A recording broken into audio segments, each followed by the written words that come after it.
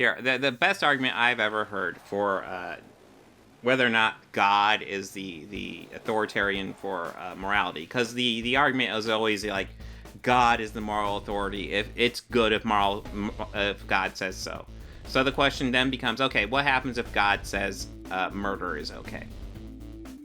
What if God says that? And then, their obvious response is, oh, well, God would never say that because murder is not okay. Well, when you say God would never say that, then you're admitting that there's a moral authority outside of God. Because when you say God is the ultimate moral authority, then everything he says must be moral. So if he can't say God is murder is okay and that becomes moral, then he is not the ultimate moral authority. There is a moral authority outside of him.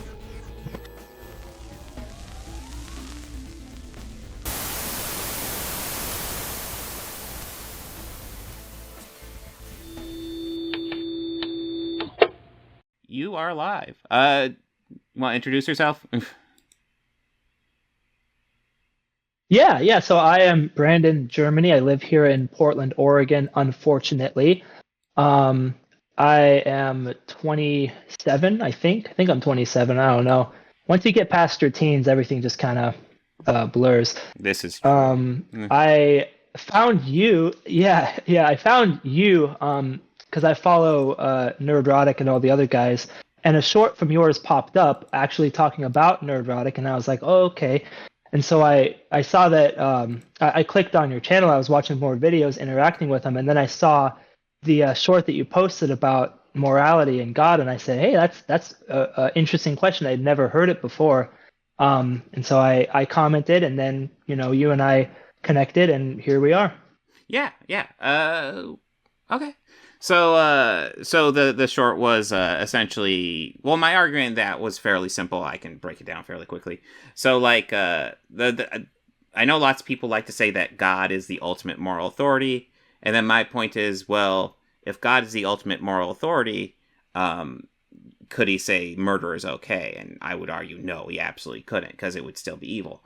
And if he can't say that, then he's not the ultimate moral authority.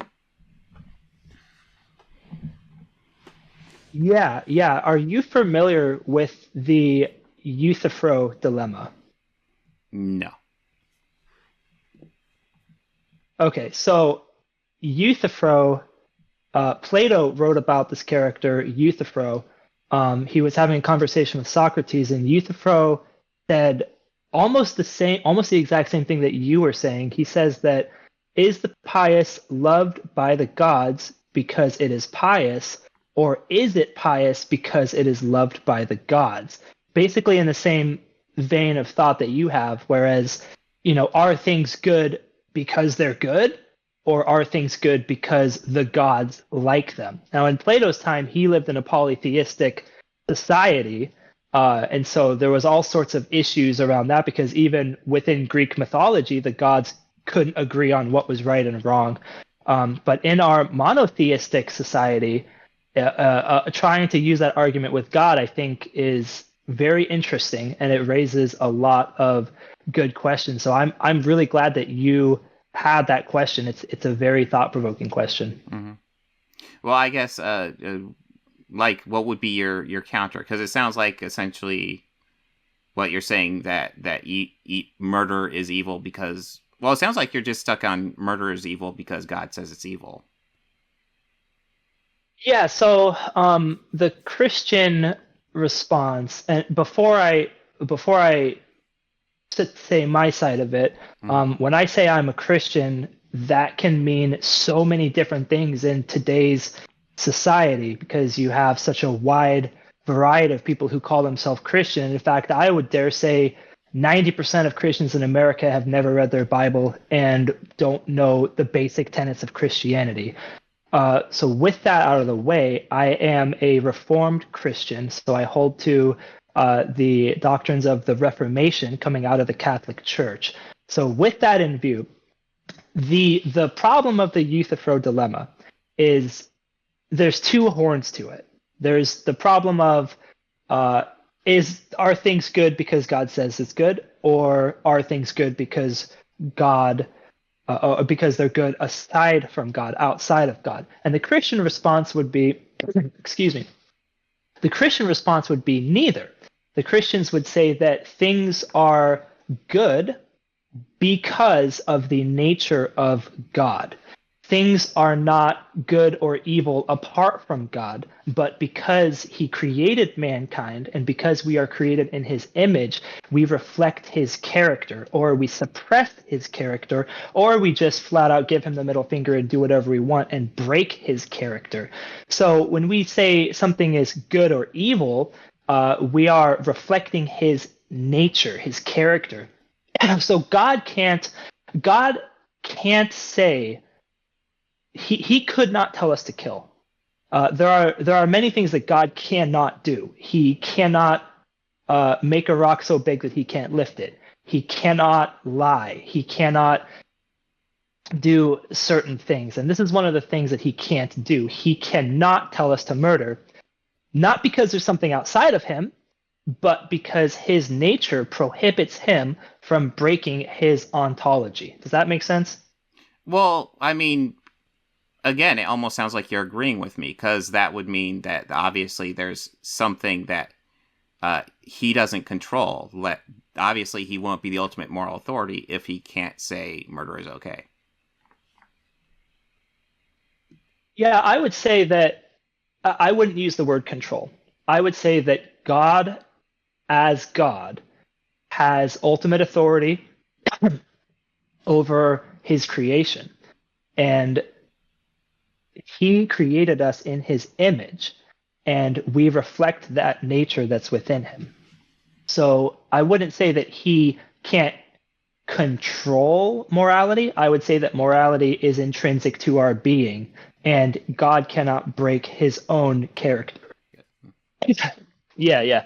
So I was saying that I'm a presuppositionalist. So before I talk about what is the Word of God, I would talk about the existence of God. Because ultimately, the Bible, the Quran, the Torah, the Talmud, none of it matters if God doesn't exist. Would you agree? Yeah. So before we deal with any of that, we would have to deal with, does God exist? You say he does not exist. I say that he does.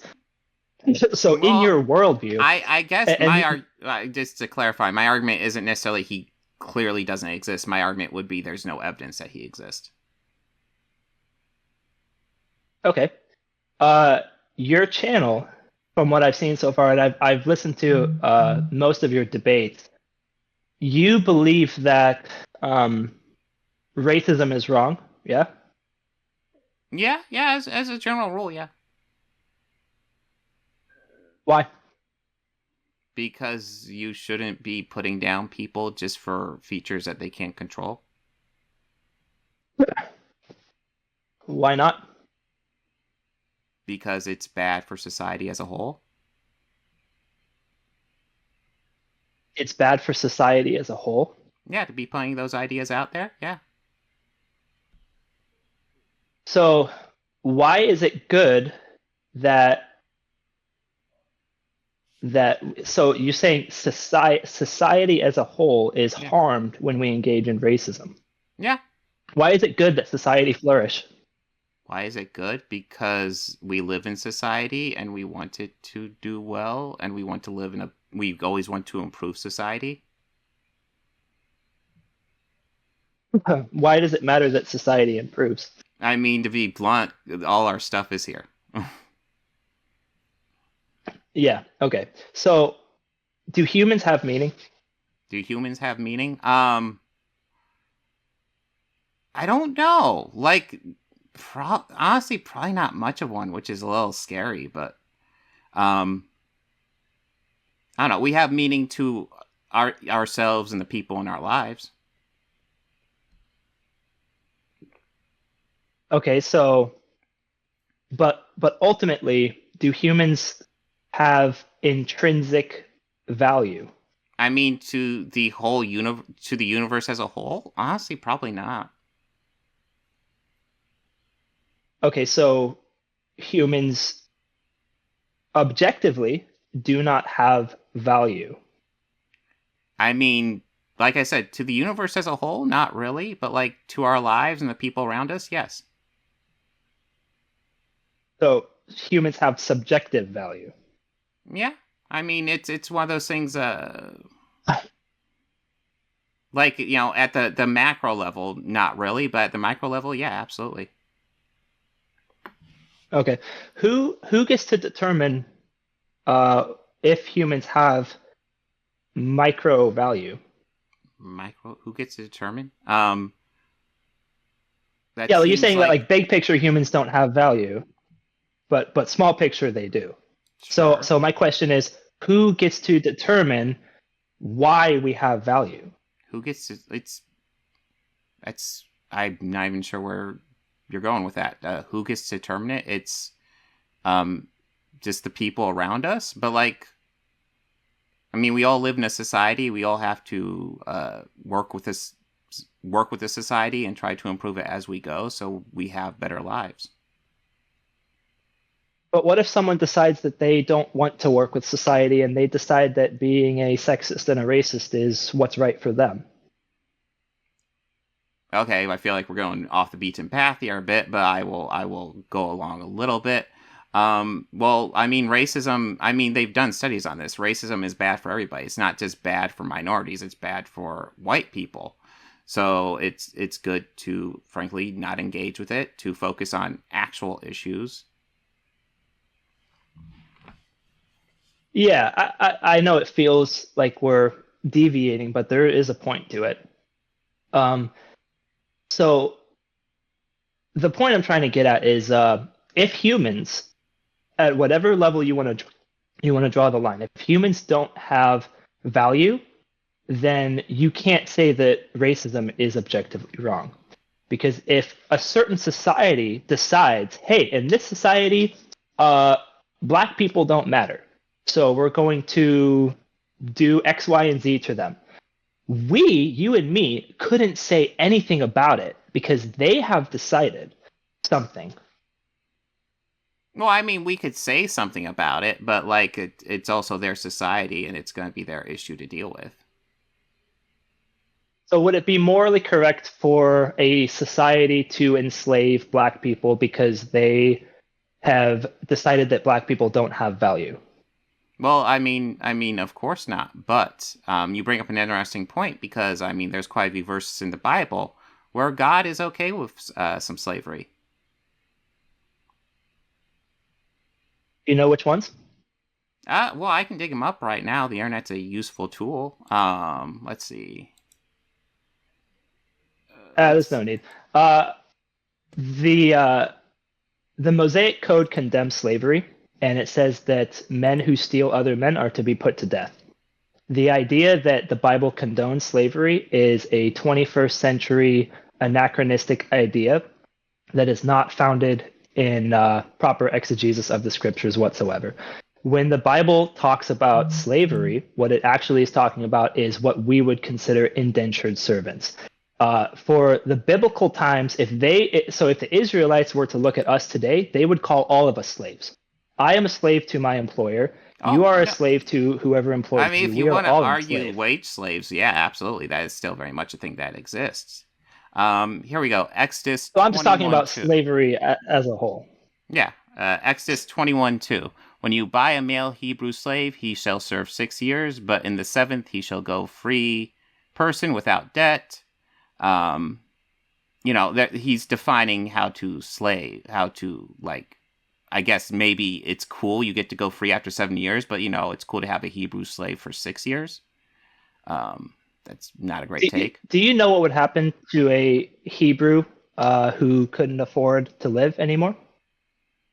Uh, Like if the expenditures of life just got too much and he couldn't provide for his family, do you know what he would do? well, why don't you go ahead and educate me? He would sell himself into slavery, Okay. Do you, and do you think that the do you think slave that was master, do you think that was good though? 100%, absolutely, no doubt Really, about it. really. You don't think maybe Yeah, a society that because allows the that is maybe has issues that should be addressed? Not at all, because the slave master was to look after his slaves and provide for his slaves, not anything unlike our current structure of employee and employer relationships. Yeah, no, listen, wage slaves are an issue, but like, I mean, you're just saying right there it's okay. Like, if you have too much debts to just be enslaved. As opposed to what? What's the alternative? Die? Well, the alternative would be to address the issue. Like, I mean, at the end of the day, we're largely dealing with money. Like, there's lots of ways we could deal with that. I mean, hell, I'd rather be a wage slave than, fucking just slave.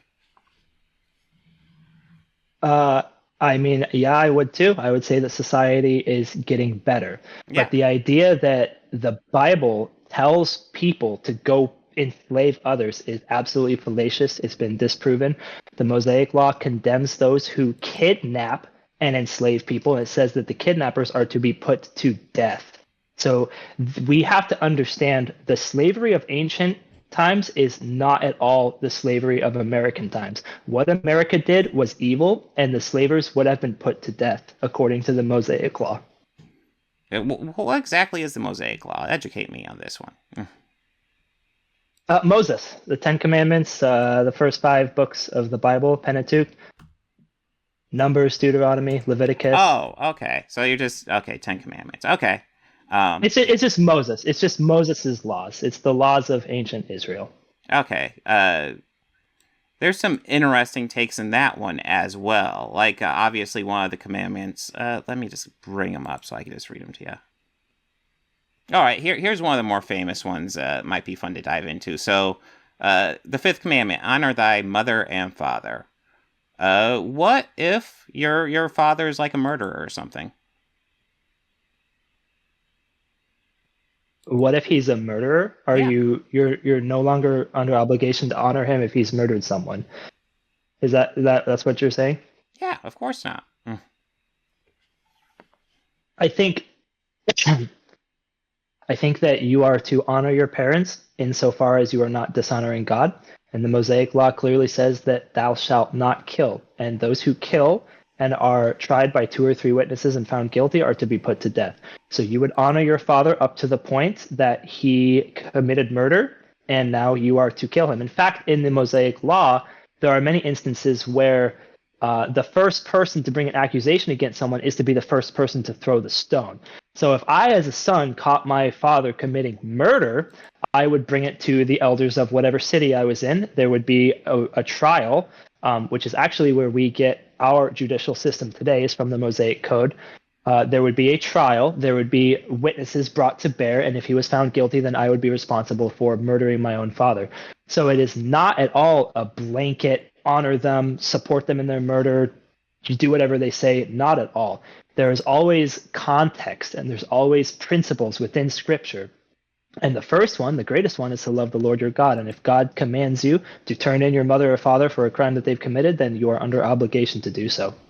I mean, I do think it's interesting because you seem to be. So you said like the first one, so like that's the most important one. Thou shalt not kill is actually number 6 behind honor thy father and mother. Yeah, the first commandments are about our relationship to God, and then the last commandments are about our relationship to each other. But, Robert, if we can bring it back to the existence of God, if you want to have a debate on the Mosaic Law, I'd be happy to do that. But I think when we talk about human value, because I agree with you, racism is wrong, sexism is wrong, treating people with disrespect is wrong. But the question is, why? Because if God doesn't exist in the atheistic system, so do you believe that there was a Big Bang or something, and then boom, here we are? I mean, Big Bang's probably the one we with the most scientific evidence, but I don't even know if I believe that because probably in a few years we'll have a new theory. Who knows though? Who knows? Yeah. It's always evolving and changing. I don't pretend to know. Right. I wouldn't presume that you would, know the exact cause, but you would say that something other than a personal God created the universe, yeah? Well, like I said, I'm agnostic. So is it possible there is some sort of higher being that created the universe? Sure. I think it's highly unlikely. that it's any religion we figured out.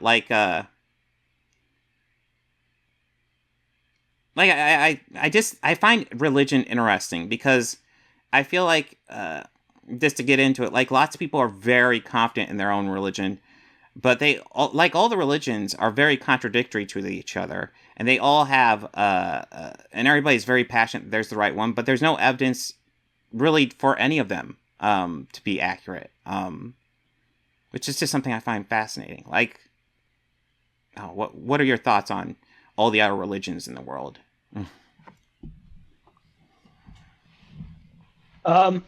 You say that there's no evidence for the religions. What evidence would you accept? I guess actual evidence. I mean, there's not even evidence that Jesus Like empirical ever existed. evidence?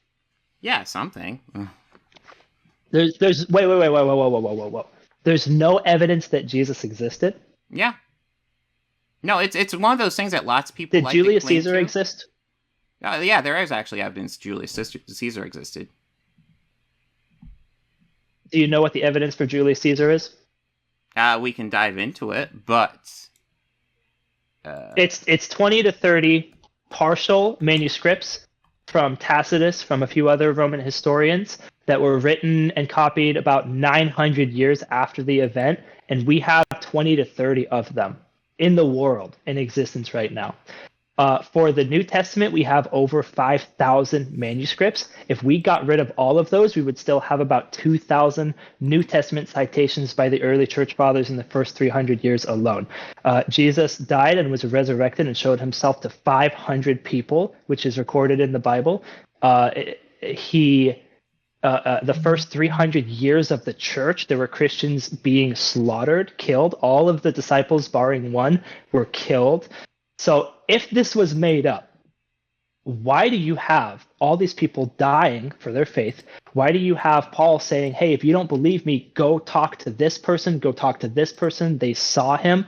And all these people are getting killed en masse until the Roman Caesar is converted, and then Christianity becomes a legal religion. But the idea that we don't have any evidence for Jesus, I'm sorry, even secular historians say that that's just unfortunately not true. And if you believe in Julius Caesar, you also have to believe that there was a man named Jesus who lived. Well, let's dive in a little bit, because you got a lot. You said a whole lot right there. So let's do some internet stuff.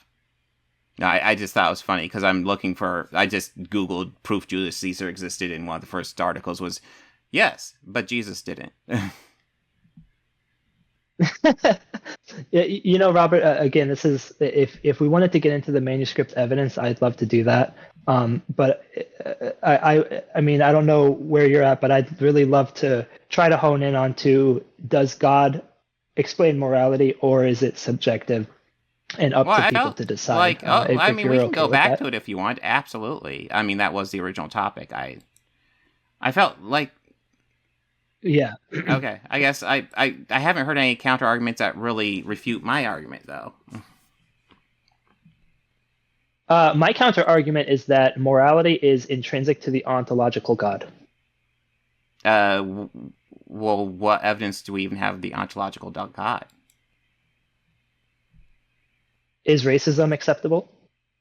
What does that have to do with anything? Like, for our society, it's not cool. It has to do with everything. Like, if you're asking if it's acceptable, like people have freedom of speech, they're allowed to do racism, but it's not good for our society. Right. So the point of me saying that is humans have intrinsic value. If God did not create humans, then humans have no more value than a rock. If you take a 1-year-old baby and you hold him over a bridge and you throw him down on the ground, and then you take a rock and you throw it down the same bridge, was one of those morally acceptable and the other not morally acceptable? Well, okay, so now we're getting a bit into the nitty-gritty. I like this. So, human beings do have a moral structure set up, like things to allow our society to function and thrive. obviously throwing a rock doesn't really impact our society, so that's fine. Throwing a human being is assault.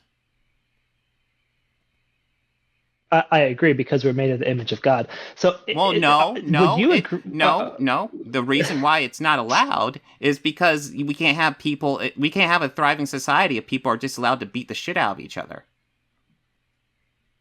But Robert, my point is why not? Because if morality is conventional, then Because, on convention you can make things up. but how did we get to this point in society? What was the key that helped us get to this point in our society? The Christian worldview. Treat others No, with no, respect. it Don't wasn't. murder. Don't steal. Don't It rape. it's working together. It's combining our forces to build the society we currently live in. And a lot of our morality is built up to sustain that idea that we all work together and build towards a better society. Just pretty much for ourselves. Right. So is morality conventional? Morality convention. I'm not even sure what you mean. Like, how conventional? Is morality a thing that people have created? More or less, yeah. I mean, it's things that we've kind of universally accepted help with our society. Like, we can't go around murdering people. Right. I agree. So if morality is conventional, then what if in 5 years people decide, you know what? Actually, you know what? If you're okay with me talking about this, there's a real life example right now. Israel and Palestine, Oh or boy. the Gaza situation. And I don't want to get political. But I just want to try to show you what I'm getting at here. Does Hamas as a society have the right to kill Israelites? Or if you're on the other side, do Israelites have the right to protect their society and kill Palestinians or Hamas or whoever it is? Do they have a right to kill each other? No, they don't have a right to kill each other. That's an easy one. Now, there's a whole ball of worms between Israel Why and not? Palestine. Do they have a right to? That's thriving together for a better society. That's a key element. Like killing, like Well, you they can't would have a disagree. society of people kill each other. Well, they would disagree. They would say that the best society, or Hamas would say the greatest society is a society without Israel. I'm sure they would, but it doesn't mean they're right.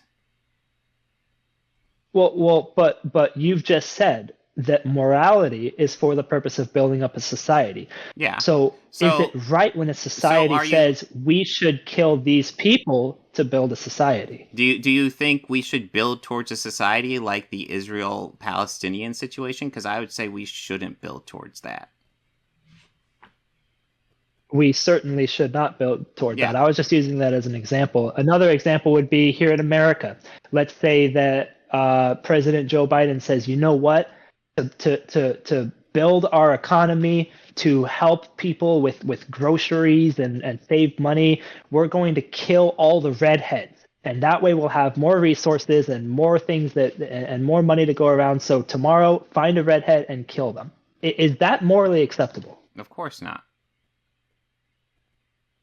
But that would help society, you see? How? How would that help society? If we got rid of the redheads, we would be... Joe Biden saying something like, okay. Dude, part of my thing was that I'm not willing to accept, like, if God said kill all redheads to help society, I wouldn't accept it. Why would I accept it if Joe Biden said that?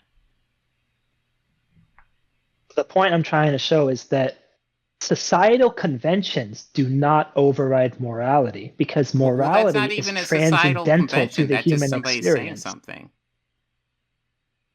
You're right. It is not a societal convention because God is transcendent and his law is transcendent. And the law of God is written on the human heart. And we know that murdering is wrong regardless of what society tells us.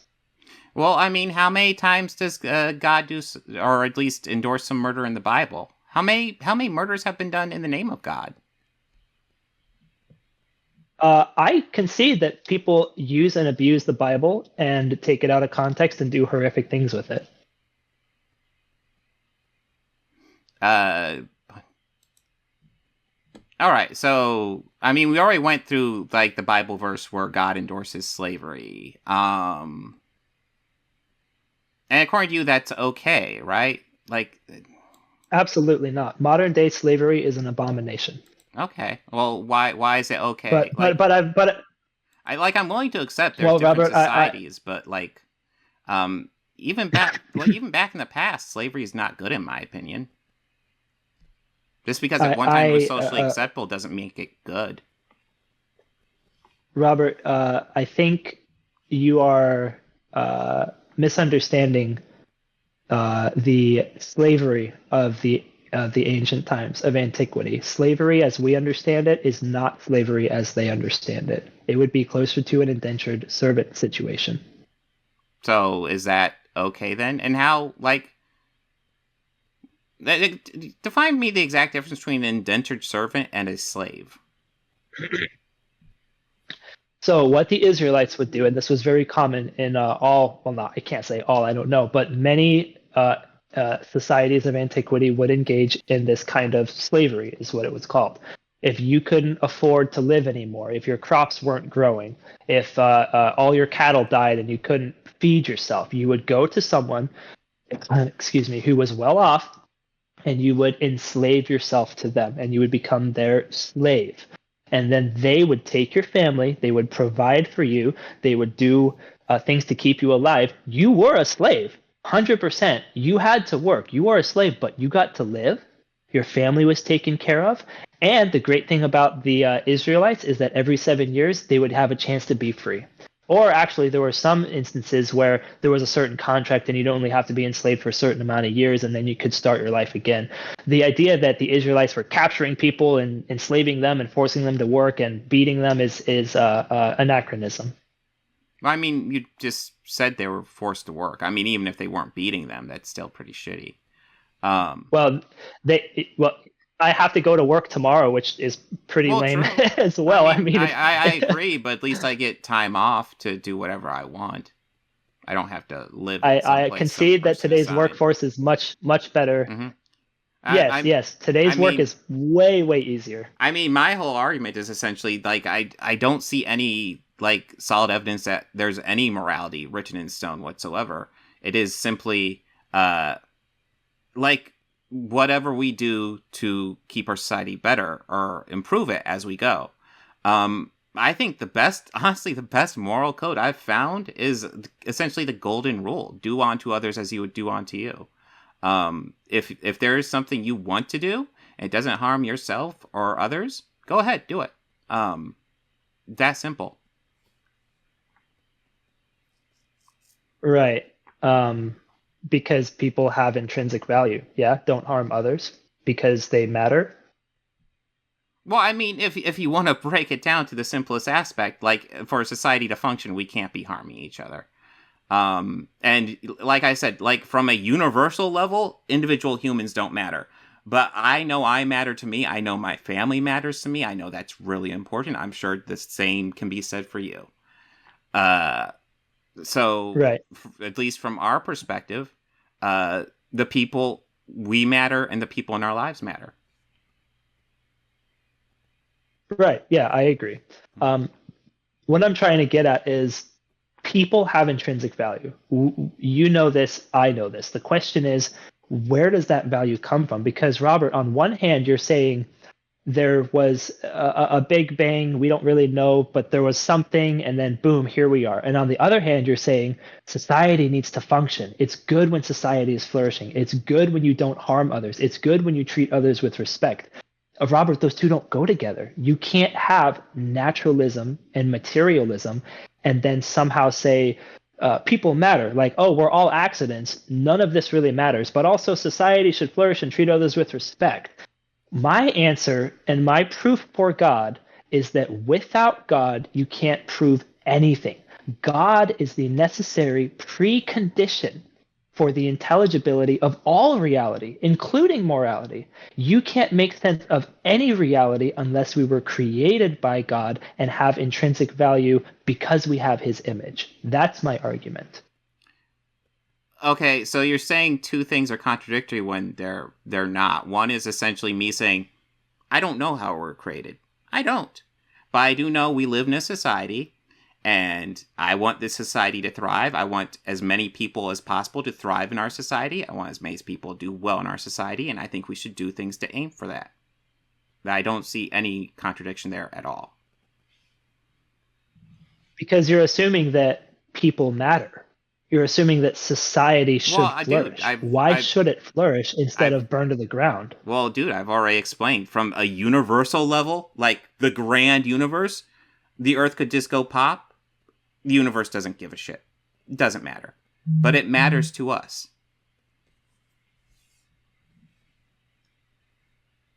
Okay. So again, it's convention. It's up to a society to determine what's best for them.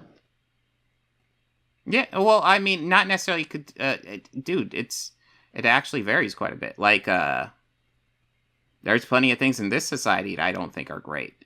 It's up to people kind of to decide and push society in the best direction forward. Right. So, but what happens when someone decides to push a society forward and they're doing something immoral? Like Nazi Germany, Hitler was pushing society forward by killing the Jews. I would argue You're he was saying pushing they it can't do backwards, that, but but well, actually, yeah, they were. He was kind of yeah, pushing it but backwards when he did that. yeah, but Robert, what I'm trying to say is, who are you? And I don't mean this to be a jerk, but who are you to decide what is forward and backwards? If a society determines I something, do they have the right or do they not have the right? I think killing what was it, 6 million Jews, something like that. I think it's safe to say that's not good and pushing society backwards. I don't think that's a hot take whatsoever. But according to what standard? Because you're saying that society flourishing is the greatest good. Yeah. Well, who decides what flourishing is? Well, I think doing mass murder is pretty unambiguously bad. Right, but according to your worldview, that's just your opinion. I think it's an opinion of a lot of people. I agree because we're made in the image of God. Okay, so like I'm not even sure where we're at here. So like, yeah, I think mass murder is bad because it's bad. Like you're extinguishing a fuck ton of lives that matter to them and to the people around them and to society. Like I think that's pretty easy to figure out. Right. I don't So think you what need I'm God. getting, Like here, I don't think you need God to tell you that the Holocaust was bad. I think that without God, the Holocaust doesn't matter. I think that Wow, really? if you don't have an Really? objective stand, I think it matters to the 100%, Jewish families. 100%, I Robert. think they would I think they would care. I concede that they would care, but if God doesn't exist and if God isn't in himself the standard of morality, then at base, all that you have is atoms bumping against atoms, protoplasm that doesn't mean anything. None of it really matters. So All that it is one person's opinion versus another. okay, but let's. I guess it'd be a hypothetical from your point. It's I guess the hypothetical I live. Let's assume it is all that. But we are also human beings. We live in this world. We've built this society. Don't you think maybe we should make the best of it? Well, again, yeah, I think that society growing and flourishing is a good thing, but that's not necessarily what I'm trying to get at. What I'm trying to get at is why should society, the people, why should people flourish? Because I Why concede, I should agree be with you. People well? should treat each other with Yeah, I respect. mean that's fairly simple because I want, like, as a human species, I want the best possible future for not just me, but for my children, my grandchildren, for my friends and their children. I want the best possible future for the chat and their children, for you and your children. I want to keep on pushing towards the best possible future for everybody. And, if Earth goes pop, I hope it doesn't, then and it's all over, and then it's unfortunate. But I think until then, I think we should just push for the best possible world and the best possible lives we can live. Right, right, and I agree, and I think that that's beautiful, and I don't mean this to be a jerk, but I truly believe that that's the image of God in you, saying that people matter, people have value, people mean something, because on one hand you're saying that we are an accident, and then on the other you're saying that you want people to have good lives, and I think that that's beautiful. But what I'm trying to show you, Robert, is that within your own worldview, you can't account for why people should have good lives. Because Because according to I you, mean, that's none of fairly this really simple. matters. Well, no, I mean, dude, like I said, like from a universal standard, it really kind of doesn't. It's kind of scary. Like I don't think it's healthy as a person to look at from a universal standard, because it really kind of doesn't. We're one of God knows how many planets. God knows how much actual other life forms they are. I hope they're more evolved than we are. But like, we don't know how many other life forms or how many things there are out there in the universe. But we are simply a speck of dust. And I just think the value is, frankly, to ourselves, to our own selfish needs as a species, to push forward as the best we can. And I don't see how God is intrinsic to that whatsoever. Because, I mean, like I said, at the end I of the would day, say like, from a universal standard, we don't really matter.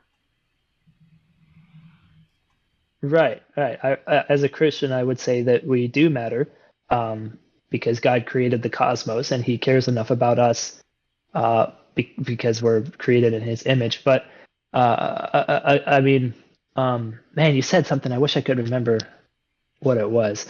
It's slipping my mind. But I'm trying to get you to see. You're saying on a big picture, none of it matters. That's great. That's consistent with your worldview. But let's bring your worldview to bear on reality. If big picture, none of it matters, and then we get smaller and smaller picture, and then all of a sudden it does matter. Well, there's a change there. Can you account for the change, other than it's what you want? Because what Well, I you think it'd be want what isn't everybody the final wants, arb. but No, yeah, no. Thank you for the clarification. I also agree that everyone wants to live and everyone wants to have good, happy lives. But at the end of the day, can we account for why it matters? Ultimately, the atheist worldview says I mean, no. an There's no argument can reason be that it made that matters. doesn't. An argument that, well, here, actually, I'll tell you a little story. It's a nice little story. It actually doesn't have anything to do with God, but it helps explain my point. So there was two people on the beach, and there's this huge wave, and a whole bunch of starfish just get hit on the shore. Like hundreds of them are hit on the shore. The first person walks up, starts grabbing the starfish, throwing them back to the ocean. And the first person's like, what are you doing? They're going to dry up. You can't save them all. Or the second person asking that. And the first person says, well, what I'm doing matters to the one I throw in. Yeah, Yeah. I think that that's beautiful. Can you account for why it matters? That's the thing. From the grand scale, like from a universal standpoint, it probably doesn't. I have no reason to believe it matters from a universal standpoint. But from an individual standpoint, from even a societal standpoint, it matters. It matters only because the people care about it, but not objectively, right? Objectively, I I mean, I think it all depends what we're talking about. Like, I think we can argue pretty clearly that murder is objectively bad for society, and there are lots of things that are fairly objectively bad for society. Right. Yeah. Yeah, you're right. Murder is bad in a utilitarian sense that it harms society. But what I'm talking about, because you're talking about utilitarianism. You're Yeah. saying Oh, that the yeah. greatest No. good a lot of is what I do is based on utilitarianism to a degree. I mean, I don't follow it strictly, but like there's variants. Yeah. right, right. Um, what I'm saying is utilitarianism is great. We shouldn't be killing people, but ultimately, okay. Well, let me ask you this. Um, Utilitarianism is about society becoming better, however you want to define that, becoming better, the lives of people becoming easier, the greatest happiness and the smallest bad stuff. Would you agree with that, right? The greatest happiness and the. Okay, yeah, I'll go with that. Okay. So, um, disabled people, they're a burden to society. Elderly people, they're a burden to society. Should we kill them? Absolutely not. But but according to utilitarianism, and actually, you know Dude, what? There was a German I engineer. actually just did say that like I don't strictly follow utilitarianism, but I do take a lot from it. I Right, don't right. I strictly know. I'm follow it. just I, I understand. I'm just trying to bring out your worldview a little bit. There was a German engineer, I forget the guy's name, but he had an idea for a roller coaster that he would put the elderly people on, the disabled people on, and what the roller coaster would do is take all the blood out of your brain and kill you by the end of the ride. Um, in utilitarianism, if the greatest good that we as humans can do is to move forward as a society, should we not therefore hinder or get rid of hindrances such as the disabled, such as elderly people who can't take care of themselves? Well, not like okay, so like I do believe like if maybe somebody's elderly and they're not happy with their life and they want to end it, I think that should be a choice left up to them. But like just killing them because they're a hindrance, absolutely not. But if utilitarianism And is the I already greatest said I good that don't we as a strictly society follow can do, utilitarianism. right? I understand that. Um, but but what I'm trying to see is you have an objective standard where you're saying don't kill, don't kill, don't kill, and I say yes and amen. But on the other hand, you're saying that the greatest good we can do, as far as morality is concerned, is utilitarianism.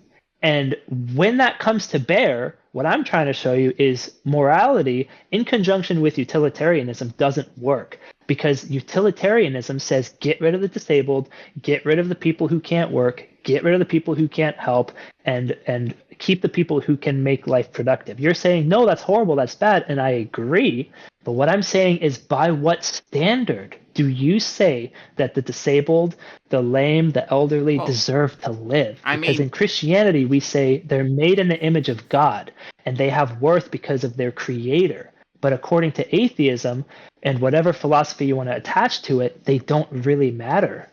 okay, so you keep on trying to pin me with utilitarianism here when I simply said like I just largely take lots of ideas from it.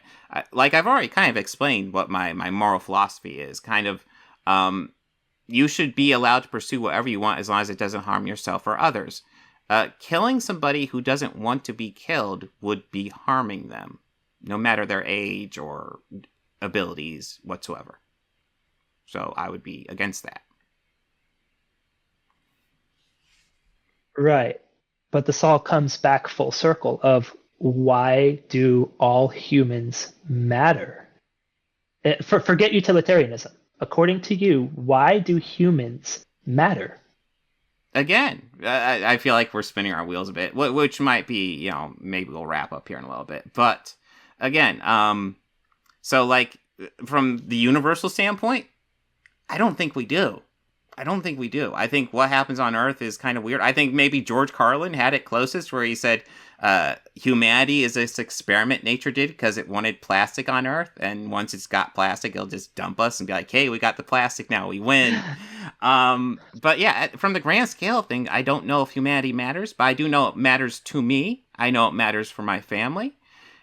So from a personal perspective, I want to see it thrive. Right, right. Well, yeah, I agree. I think uh, I'm gonna close up with this. I'll try to keep it short. But Okay. what I've tried to do is take your worldview and your idea that big picture, none of this matters, and I've tried to bring it down to the everyday life, the ins and outs. If we don't matter, which you have said that we don't, then why is human flourishing important? As a Christian, I would say that it's important to humans. Right. As a Christian, I would say that God created us in his image. He cares about us and he values us. And full circle, I'm almost done, I promise. I know I talk a lot. Morality comes from the character of God. It's not outside of God, because if God had a morality outside of himself, then that thing would become the greatest good, and then that thing would become God, and then you have polytheism. Morality is from the character of the ontological Trinity. It's from him. And the reason that we have even a concept of right and wrong is because we are made in his image and we reflect his glory. Now, the unbelievers suppress that in unrighteousness, and they try to find ways to work around it. But at the end of the day, the image of God will always come to bear on the lives of all humans. Okay. All right. Well, I guess I'll go ahead and I'm trying to think what closing statement. Very fancy. Kind of just for me, it's human beings I just want human beings to live in the best world possible and continue striving for the best world possible. I have no evidence. I've seen no evidence of God. But I also like as far as the original question, I've seen, obviously if God can't say murder is good, then he's not the moral authority. There's something over him, or even I would say something a bit more man-made, that just murder is wrong. And if we want our society to flourish, we have to set down certain rules, like don't murder each other, don't commit assault, don't do things to harm each other in general. And like I said before, my worldview, my moral philosophy is fairly simple. I think people should be allowed to pursue whatever they want as long as it doesn't harm themselves or others. And honestly, just do unto others as you would do unto yourself. That's kind of where I'm at, basically. Brandon, it was nice talking to you, man. I think we very much disagree on this, but this was a pleasant conversation. Yes. Hey, you know what? Thank you so much for having me on. I would absolutely agree. It was a very pleasant conversation. I had a lot of fun, and I hope that we didn't, go to bat too hard. No, it wasn't this was hard quite at all. enjoyable. Yeah, so thank you so much. Nice conversation. Yeah. Even though I disagree wildly, and I'm sure you feel the same. But yes, have a good one, man. Sure. Yeah. All right. Thank you. Well, I mean, I disagree with him wildly on a lot of stuff, but you know what? At least it was a discussion and a conversation and not just riddled with gotchas. So you know what? Yay. And I saw there was some stuff going on crazy in the chat.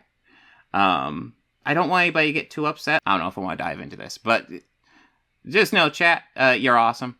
I dig ya. Thank you guys for sitting down and watching. Oh, I just realized this yellow thing is my, in case you guys are wondering, I put this over my microphone to help shield outside sounds. But yes, guys, thanks for watching. Yes, it was actually a civilized discussion. That was my second time I brought somebody on for like a debate, and it was civilized and nice, and I can go with that. So, awesome.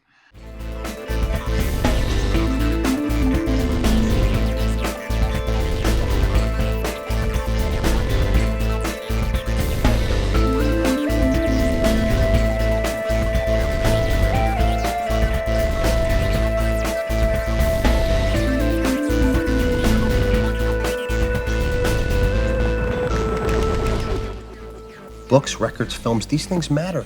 Call me shallow. It's the fucking truth. The planet doesn't share our prejudice towards plastic. Plastic came out of the Earth. The Earth probably sees plastic as just another one of its children. Could be the only reason the Earth allowed us to be spawned from it in the first place. It wanted plastic for itself. Didn't know how to make it. Needed us. Could be the answer to our age-old philosophical question, why are we here? Plastic. assholes.